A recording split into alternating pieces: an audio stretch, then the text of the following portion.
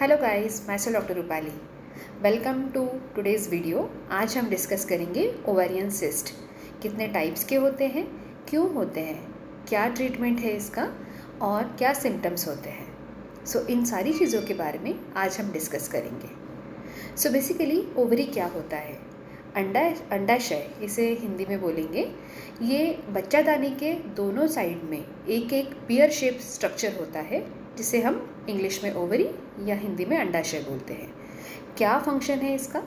Female body में जब भी पीरियड्स आएंगे during ovulation mid of the cycle में हर एक ओवरी में से एक अंडा रिलीज़ होगा। वो आगे चल के अगर टाइमली रिलेशन मेंटेन हुआ तो प्रेगनेंसी हो सकती है।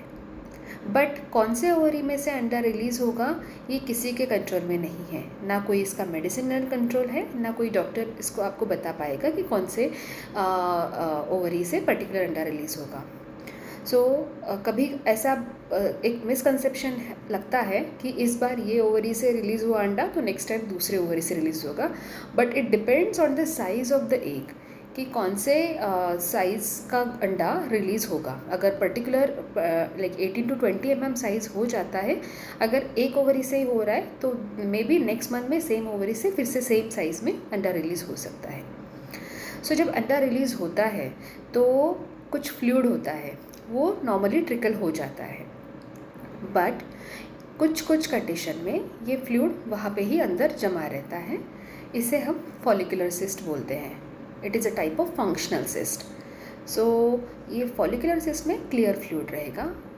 जनरली नॉर्मली जब भी अंडा रिलीज़ होगा ये फ्लूइड ड्रेन हो जाएगा, बट कुछ पेशेंट्स में ये फ्लूइड वहाँ पे ही डिपॉजिट हो जाता है एंड क्लियर ट्रांसपेरेंट फ्लूइड वाला एक सिस्टिक स्ट्रक्चर ओवरी में बन जाता है, जिससे हम फॉलिकुलर सिस्ट बोलेंगे। इसका ट्रीटमेंट क्या है? मोस्टली अगर इसका साइज़ 5 to 7 सेंटीमीटर के अंदर है तो खुद ब खुद डिसअपियर हो जाएगा। आपको स्पेसिफिक कोई ट्रीटमेंट लेने की ज़रूरत नहीं पड़ेगी। मोस्ट ऑफ द टाइम ये पता ही नहीं चलता। जैसे पीरियड्स आएंगे you will get a cyst and then खुद ब खुद वो नेक्स्ट पीरियड्स में डिसअपियर हो जाएंगे। बट कब आपको कैसे पता चलेगा? जब भी बिकॉज ऑफ पेन, दर्द होता है, कंटिन्यूस बैकएक होता है, अगर आप डॉक्टर के पास जाते हो they will advice you one ultrasound, तो उसमें आपको पता चलेगा कि आपको सिस्ट है। तो क्या ट्रीटमेंट करें? अगर ये जैसे मैंने आपको पहले ही बताया, अगर 5 to 7 सेंटीमीटर के अंदर है तो you have to just wait and watch. And दर्द हो रहा होगा तो पेन किलर्स आपको डॉक्टर प्रिस्क्राइब करेंगे and you have to follow up with the scan अगर ज़रूरत पड़ती है। But otherwise it will disappear on its own. Surgery की मोस्टली ज़रूरत नहीं पड़ेगी। ठीक है। दूसरी टाइप की सिस्ट होती है कार्पस ल्यूटम सिस्ट। जब भी ओवरी से अंडा रिलीज़ होगा, जो स्ट्रक्चर है जहाँ से अंडा रिलीज़ हो जाता है उसमें एक ल्यूटिन नाम का पिगमेंट फॉर्म हो जाता है। That's what it is called as corpus lutein cyst. ये येलो कलर का होता है। जब आप गूगल पे इंटरनेट पे सर्च करोगे कि क्या कार्पस ल्यूटम कैसा दिखता है, you will get a yellow colour का सिस्ट। अभी as compare to follicular cyst ये थोड़ा सा पेनफुल हो सकता है, बिकॉज कार्पस ल्यूटम में जब भी अंडा रिलीज़ होगा उसे कार्पस ल्यूटम बोलेंगे। उसमें कुछ ब्लड वेसल्स हो सकती है। समटाइम्स वो ब्लड वेसल्स टूट जाती है, फट जाती है, रप्चर्ड हो जाती है एंड वहाँ पे ब्लड कलेक्शन हो जाता है। This cyst will be little bit more painful as compared to follicular या functional cyst. ओके, तो इसका क्या ट्रीटमेंट है? Just same wait and watch. अगर साइज़ कम है तो just wait for some times, have pain killers, खुद ब खुद नेक्स्ट साइकिल में ये ठीक हो जाएगा।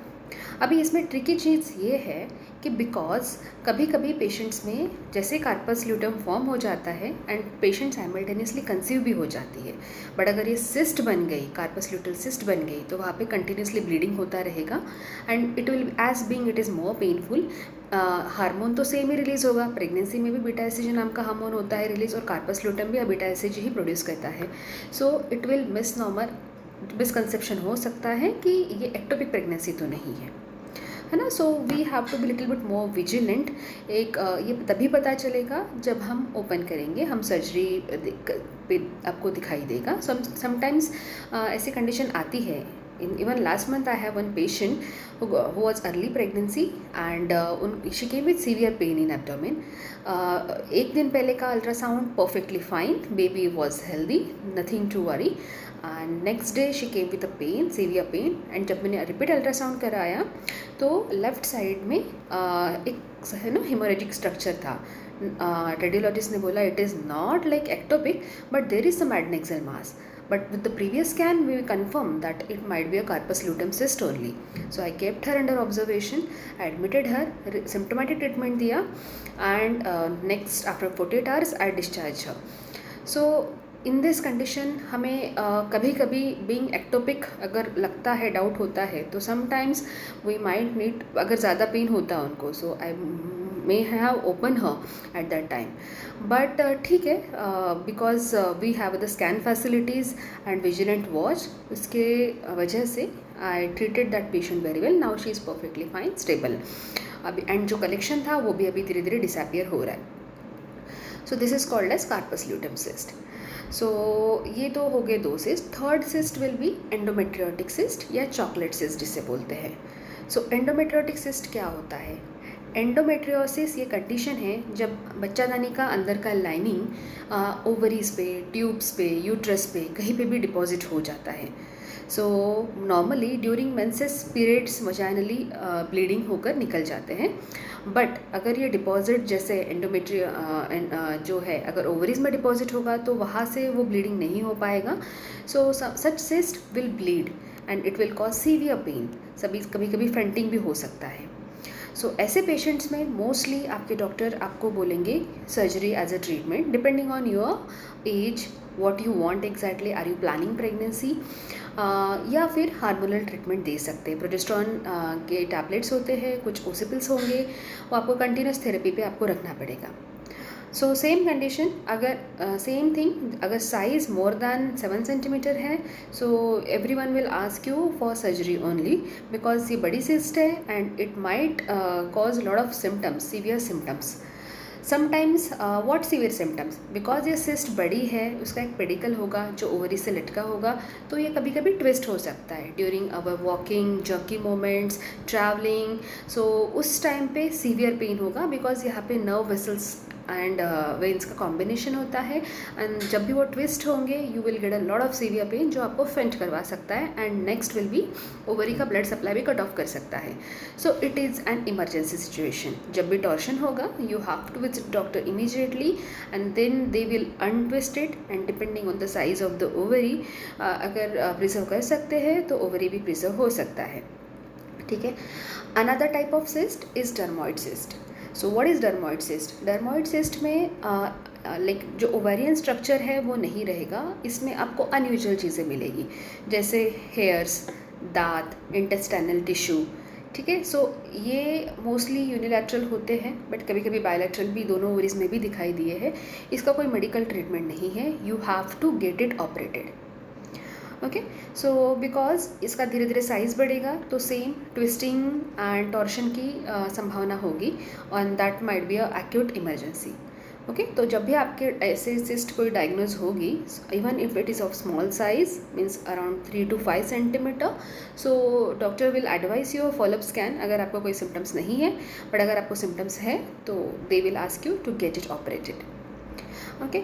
Then another type of cyst, pregnancy में कौन से सिस्ट होते हैं? जैसे मैंने कार्पस ल्यूटेम सिस्ट का भी आपको एग्जांपल बताया. बस मोस्ट कॉमन सिस्ट इज अपना सीरस बेनाइन सिस्ट या dermoid cyst. Okay. This 2 conditions are very common in pregnancy. तो depending on the size and depending on the weeks of gestation of pregnant female. Okay. So basically first 3 months में हम कोई भी patient को कोई भी pregnant patient की surgery नहीं प्लान करते. Will try to conserve that. And mostly 3 months के बाद जो मिड ट्राइमेस्टर है, सेकंड ट्राइमेस्टर जिसे हम बोलते हैं, that is a safe period जिस टाइम पे अगर सर्जरी कुछ प्लान करनी है तो हम कर सकते हैं. तो अगर सीरस सिस्ट है, उसका साइज़ बहुत ज़्यादा सिग्निफिकेंटली बड़ा है, तो उस टाइम में हमें वो ऑपरेट हम कर सकते हैं. बट अगर सिम्टम्स नहीं है तो मोस्टली धीरे धीरे वो सिस्ट खुद ब खुद डिसअपियर हो जाती है. So will keep wait and watch in pregnant patients. Okay, so dermoid cyst अगर होगा तो definitely we have to operate depending on the symptoms and we will keep her watch in the sense first अगर कोई symptoms नहीं है सो जब भी हम स्कैन होंगे बेबी के स्कैन होंगे will keep the watch of that cyst कि कितना साइज़ बढ़ रहा है क्या बढ़ रहा है। सो अगर कोई दिक्कत नहीं है देन पोस्ट डिलीवरी हम proper with the her postmortem period जब खत्म हो जाएगा then we can plan surgery for dermoid cyst. But अगर सिंपल सीरस सिस्ट एडेनोमा होगा, सिंपल सिस्ट होगी जो, तो वो खुद ब खुद डिसअपियर हो जाएगी। So depending on her mode of delivery, अगर ये नॉर्मल हो रहा है तो हम बाद में करेंगे, अगर सिजेरियन लैंड अप होती है पेशेंट्स तो during surgery if it is possible, if patient condition is stable haemodynamically then we can plan surgery there and there only. Okay, so these are the types of the cyst. So क्या symptoms हो सकते हैं, कैसे पता चलेगा? So basically जब भी कोई सिस्ट फॉर्म होगी वो आपके लोअर एब्डोमेन में रहेगी तो वो कभी कभी इंटेस्टाइन जिसे हम आते बोलते हैं उसके ऊपर प्रेशर डाल सकती है।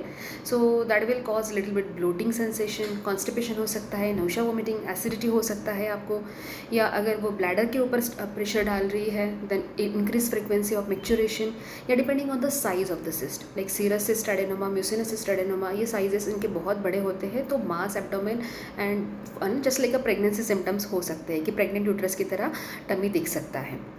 सो डेफिनेटली अगर साइज़ बड़ी है, if it's more than 7 centimetre, always it needs to get operated because twisting या टॉर्शन का रिस्क बहुत ज़्यादा रहेगा and that will cause a acute emergency. Okay, we will not discuss tumor of ovaries in this video because वो totally a different topic है. I'll make a video for that also soon.